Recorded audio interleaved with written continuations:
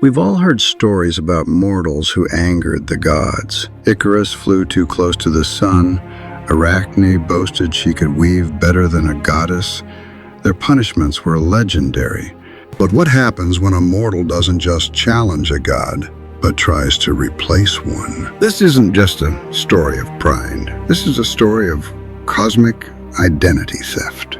Of a man who looked at the heavens, heard the thunder, and thought to himself, I can do that better. And in doing so, he earned a fate far worse than wax wings or being turned into a spider. Meet King Salmonius. By all accounts, he was a successful ruler. He founded a great city in Elis. His people were prosperous, and his name was known across the land. But with great success came a greater poison: hubris. He started to see the cheering crowds not as subjects, but as worshipers. He began to believe the power he held wasn't granted by fate, but was inherent to his very being. He wasn't just like a god, he decided he was one. So Salmonius made a terrifying decree. He outlawed all sacrifices and worship of Zeus, the king of the gods. From this day forward, he declared, the people of Elis would worship a new Zeus, himself. No one should worship Zeus from this day forward. But how do you convince people you're the god of thunder? You put on a show. Salmonius, in his madness, began a massive construction project.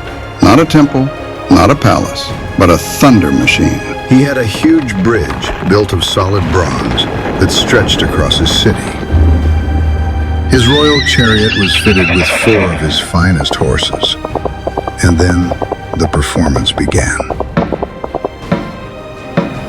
He would drive his chariot back and forth across that bronze bridge at full speed. To mimic the sound of thunder, he dragged dried animal hides and heavy bronze cauldrons behind him, creating a deafening, ear-splitting clatter that echoed through the streets. And for the lightning, he would hurl flaming torches down at the crowds below, a horrifying parody of a divine bolt. He'd laugh from his chariot, demanding his people fall to their knees and worship his power, their faces lit by his fake fire. Meanwhile, up on the real Mount Olympus, Zeus was watching, and he was not amused.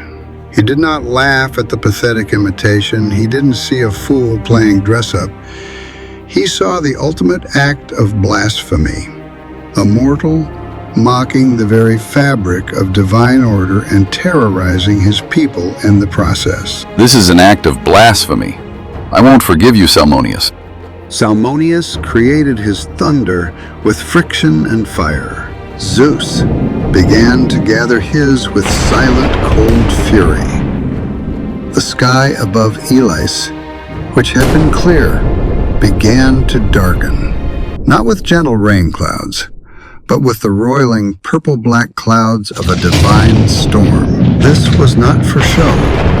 This was for judgment. Salmonius was in the middle of another performance, the sound of his rattling kettles echoing through the city.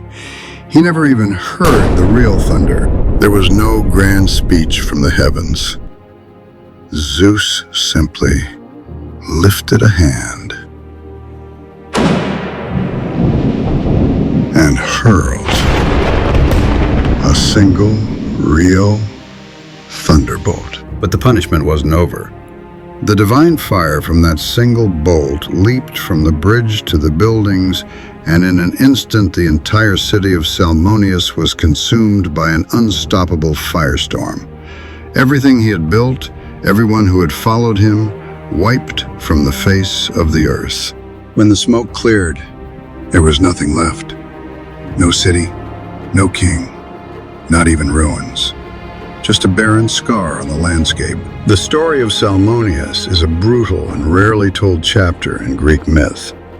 It's a terrifying lesson that the gods might tolerate mortals who challenge their skill, but they will deliver absolute annihilation to any mortal who tries to steal their name. The ultimate sin wasn't pride. It was pretending to be something you're not on a cosmic scale. The story of Salmonius is a brutal and rarely told chapter in Greek myth. The ultimate sin wasn't pride.